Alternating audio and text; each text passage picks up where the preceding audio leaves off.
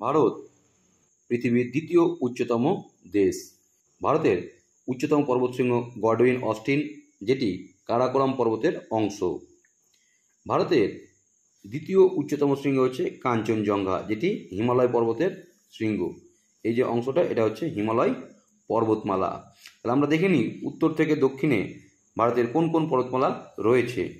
একেবারে উত্তরে রয়েছে কারাকোরাম পর্বত, যার উচ্চতম শৃঙ্গ গডউইন অস্টিন, এবং এটি পৃথিবীর দ্বিতীয় উচ্চতম পর্বতশৃঙ্গ, যেটি বর্তমান ভারতের লাদাখ কেন্দ্রশাসিত অঞ্চলে অবস্থিত। কারাকোরাম পর্বতের ঠিক নিচে রয়েছে হিমালয় পর্বতমালা। হিমালয় পর্বতমালা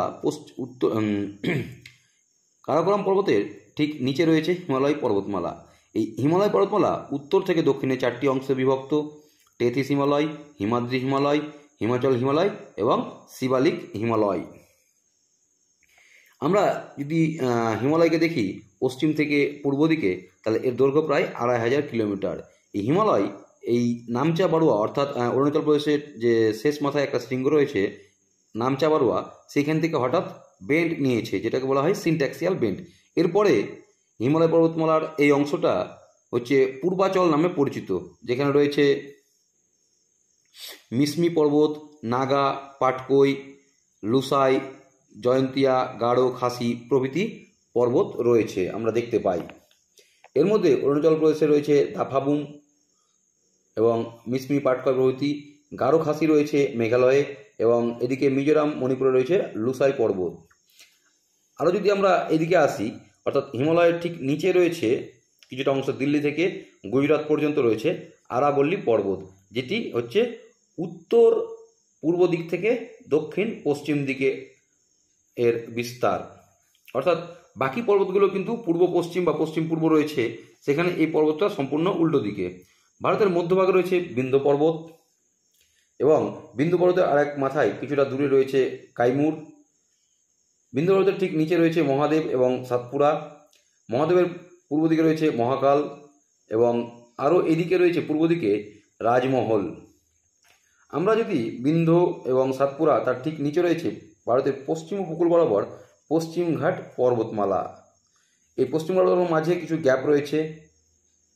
এখানে একটা রয়েছে আমাদের মহারাষ্ট্রে গোরঘাট, থলঘাট, এবং দক্ষিণ ভারতে কেরালাতে রয়েছে পালঘাট।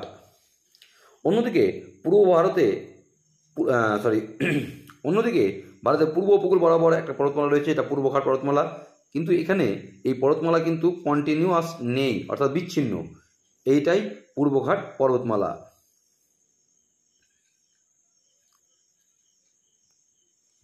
অন্যদিকে আন্দামান ও নিকোবর দ্বীপপুঞ্জে বেশ কয়েকটা পর্বত রয়েছে। তার মধ্যে মধ্য আন্দামানে রয়েছে স্যাডল পিক, এখানকার সর্বোচ্চ শৃঙ্গ, এবং ভারতের একেবারে দক্ষিণতম প্রান্ত নিকোবর দ্বীপে রয়েছে মাউন্ট থুরিয়ার, যেটা ভারতের দক্ষিণতম পর্বত। অন্যদিকে দক্ষিণ ভারতের সর্বোচ্চ শৃঙ্গ হচ্ছে আনাইমুদি, যেটি পশ্চিমঘাট পর্বতের সর্বোচ্চ শৃঙ্গ।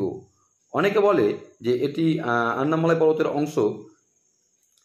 পশ্চিমঘাট পর্বতের সর্বোচ্চ শৃঙ্গ হচ্ছে ভাবুলমালা। ভারতের একেবারে পশ্চিমতম রয়েছে মান্ডব পর্বত এবং গির পর্বত, যেটা গুজরাটে রয়েছে। এই হচ্ছে ভারতের পর্বতমালা। আবার বলছি, একেবারে উত্তর থেকে যদি দক্ষিণে কাশ্মীর থেকে কন্যাকুমারী আসি আমরা, অর্থাৎ লাদাখ থেকে কন্যাকুমারী, তাহলে প্রথমে পাবো কারাকোরাম, তারপরে হিমালয়, তারপরে আরাবল্লী, বিন্ধ্য, সাতপুরা, অজন্তা, যে পশ্চিমঘাট, নীলগিরি, এবং হচ্ছে কার্ডামম। যদি অনেকে বলে কার্ডামম ভারতের দক্ষিণতম পর্বত, তবে আন্দামান নিকোবরের দক্ষিণতম পর্বত যে মাউন্ট থুরিয়ার, সেটাই ভারতের দক্ষিণতম পর্বত। এবং ভারতের পূর্বতম প্রান্ত হচ্ছে দাফাবুম, এবং পশ্চিমতম হচ্ছে গির পর্বত।